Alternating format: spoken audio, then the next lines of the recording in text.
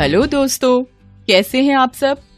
अपनी पसंदीदा कहानियां देखने के लिए हमारे वीडियो को लाइक, शेयर और चैनल को सब्सक्राइब कीजिए। और हाँ, बेल आइकॉन पर क्लिक करना भूलिएगा मत।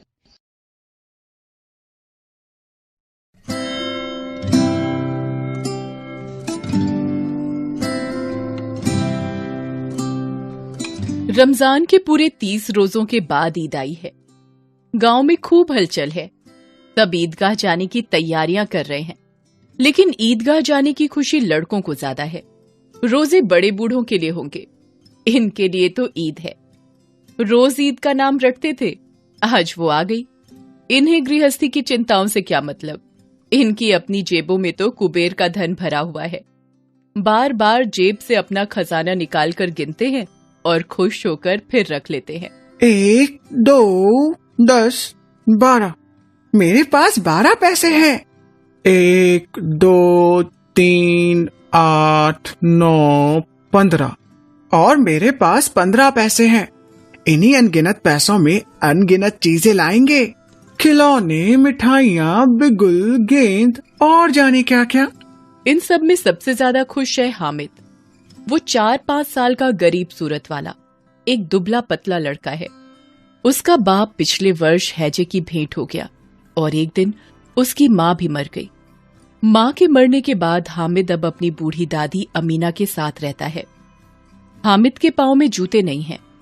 सिर पर एक पुरानी धुरानी टोपी है जिसका गोटा काला पड़ गया है। फिर भी वो खुश है क्योंकि उसके अब्बा जान रुपए कमाने गए हैं। बहुत सी थैलियां लेकर आएंगे। अम्मी जान अल्लाह मियां के घर से उसके लिए बड़ी बड़ी अच्छी अच्छी चीजें लाने गई हैं। जब उसके अब्बा जान थैलियां और अम्मी जान नियामतें लेकर आएंगी तो वो दिल से अरमान निकाल लेगा। तब देखेगा मोहसिन, नूरे और सम्मी कहाँ से उतने पैसे लाएंगे। उधर अभागिन अमीना अपनी कोठरी में बैठी रो रही है। आज ईद का दिन, उसके घर में एक दाना भी नहीं है। आज आबिद होता तो क्या इसी तरह ईद आती और चली जाती। किसने बुलाया है इस निगोड़ी ईद को। इस घर में उसका कोई काम नहीं, लेकिन हामिद, उसे किसी के जीने मरने से क्या मतलब। उसके अंदर प्रकाश है, बाहर आशा। हामिद भीतर जाकर दादी से कहता है, तुम डरना नहीं अम्मा, मैं सबसे पहले आऊंगा, बिल्कुल ना डरना। हामिद को देखकर अमीना का दिल भीतर ही भीतर कचोट रहा था। गांव के सब बच्चे अपने अपने बाप के साथ जा रहे हैं। हामिद का मेरे सिवा और कौन है। उसे कैसे अकेले में ले जाने दूं। मेरी नन्ही सी जान 3 कोस चलेगा कैसे। पैरों में छाले पड़ जाएंगे। जूते भी तो नहीं है इसके पास। मैं ही इसके साथ चल पड़ती और थोड़ी थोड़ी दूर पर उसे गोद में ले लेती। लेकिन यहाँ सेवैयां कौन पकाएगा। पैसे होते तो लौटते लौटते सब सामग्री जमा करके चटपट बना लेती। यहाँ तो घंटों चीजें जमा करते लगेंगे। उस दिन फहीमन के कपड़े सिले थे, 8 आने पैसे मिले थे। उस अठन्नी को ईमान की तरह बचाती चली आती थी इसी ईद के लिए। लेकिन कल ग्वालन सिर पर सवार हो गई तो क्या करती। अब तो कुल 2 आने पैसे बचे हैं। 3 पैसे हामिद की जेब में, 5 अमीना के बटुए में। गांव से मेला चला और बच्चों के साथ हामिद भी जा रहा था।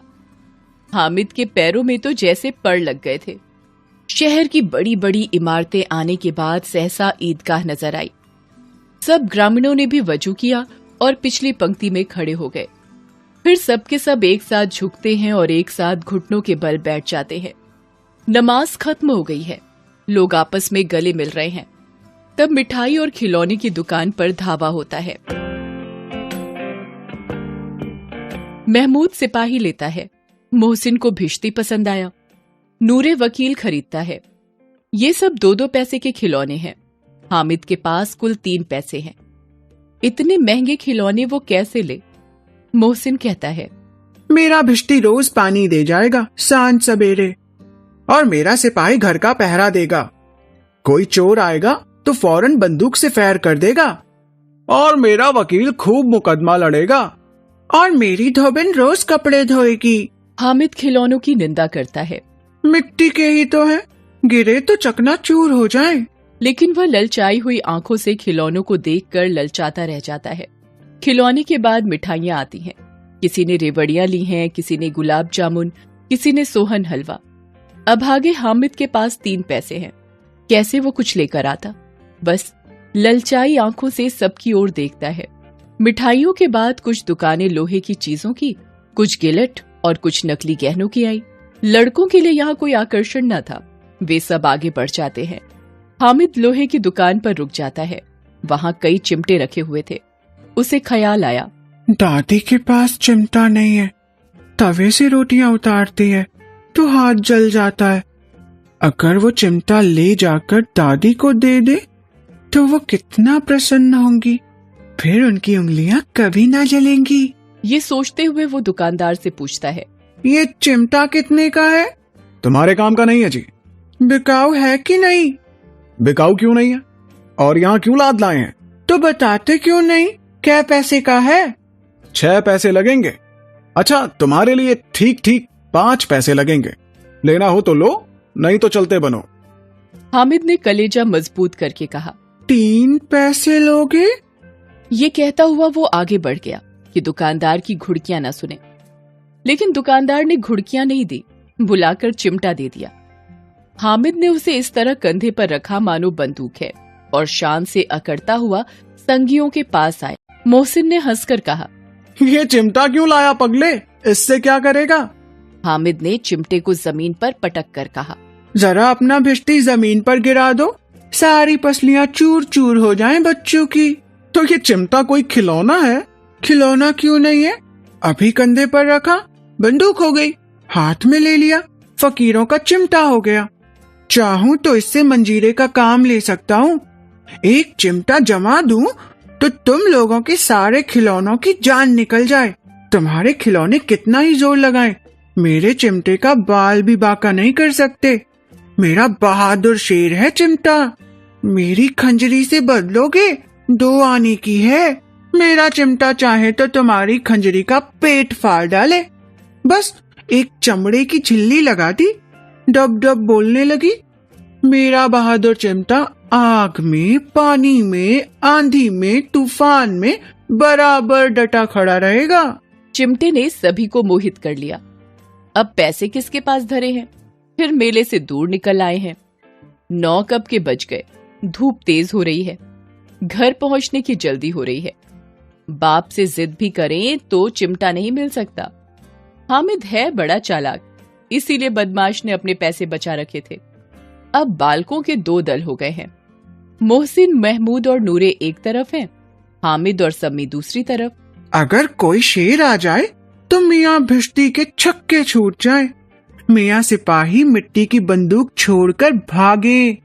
वकील साहब की नानी मर जाए, मगर ये चिमटा, ये बहादुर, ये रुस्तमे हिंद लपक कर शेर की गर्दन पर सवार हो जाएगा और उसकी आंखें निकाल लेगा। अच्छा, पानी तो नहीं भर सकता। भिष्टी को एक डांट लगाएगा तो दौड़ा हुआ पानी लाकर उसके द्वार पर छिड़कने लगेगा। अगर बच्चा पकड़ जाए तो अदालत में बंधे बंधे फिरेगा। तब तो वकील साहब के पैरों पड़ेंगे। हमें पकड़ने कौन आएगा? ये सिपाही बंदूक वाला। ये बेचारे हम बहादुर रुस्तमे हिंद को पकड़ेंगे। अच्छा लाओ, अभी जरा कुश्ती हो जाए। इसकी सूरत देखकर दूर से भागेंगे, पकड़ेंगे क्या बेचारे। तुम्हारे चिमटे का मुंह रोज आग में जलेगा। आग में बहादुरी कूदते हैं जनाब। तुम्हारे ये वकील, सिपाही और भिष्टी लौंडियों की तरह घर में घुस जाएंगे। आग में कूदना वो काम है जो रुस्तमे हिंदी कर सकता है। वकील साहब कुर्सी मेज पर बैठेंगे, तुम्हारा चिमटा तो बावर्ची खाने में जमीन पर पड़ा रहेगा।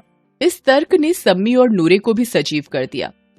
कितने ठिकाने की बात कही है पट्टे ने। चिमटा बावर्ची खाने में पड़ा रहने के सिवा और क्या कर सकता है।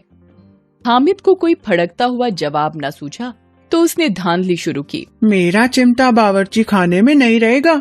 वकील साहब कुर्सी पर बैठेंगे तो जाकर उन्हें जमीन पर पटक देगा और उनका कानून उनके पेट में डाल देगा।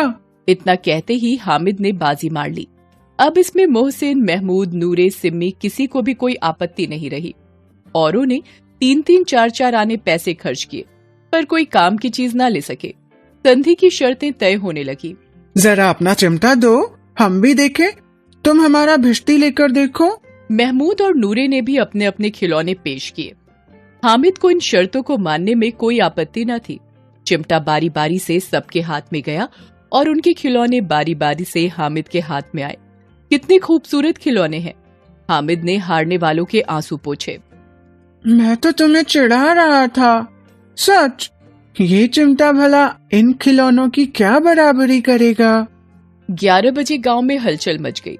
मेले वाले आ गए। मोहसिन की छोटी बहन दौड़कर भिश्ती अपने हाथ में ले खुशी से जा उछली तो मियां भिश्ती नीचे आ गिरे और सुरलोक से धारे। नूरे वकील को बांस के पंखे से हवा करने लगे। मालूम नहीं पंखे की हवा से या पंखे की चोट से वकील साहब स्वर्गलोक से मृत्युलोक में आ गए और उनका माटी का चोला माटी में मिल गया। अब रहा महमूद का सिपाही। महमूद को ठोकर लग जाती है और मियां सिपाही अपनी बंदूक लिए जमीन पर आ जाते हैं और उनकी एक टांग में विकार आ जाता है। उधर अमीना हामिद की आवाज सुनते ही दौड़ी और उसे गोद में उठाकर प्यार करने लगी। सहसा उसके हाथ में चिमटा देखकर वो चौंकी। ये चिमटा कहाँ था? मैंने मोल लिया है। क्या पैसे में? 3 पैसे दिए। सारे मेले में तुझे और कोई चीज न मिली जो ये लोहे का चिमटा उठा लाया? तुम्हारी उंगलियां तवे से जल जाती थी, इसलिए मैंने इसे लिया।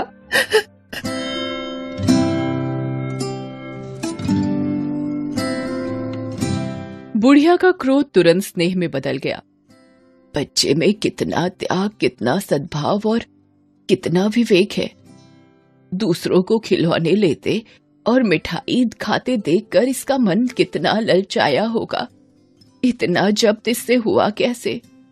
वहां भी इसे अपनी बुढ़िया दादी की याद बनी रही। ये सोच अमीना का मन गदगद हो गया। और अब एक बड़ी विचित्र बात हुई। हामिद के इस चिमटे से भी विचित्र। बच्चे हामिद ने बूढ़े हामिद का पार्ट खेला था। बुढ़िया अमीना बालिका अमीना बन गई। वो रोने लगी। दामन फैलाकर हामिद को दुआएं देती जाती थी और आंसू की बड़ी बड़ी बूंदें गिराती जाती थी। हामिद इसका रहस्य क्या समझता? Thanks for watching.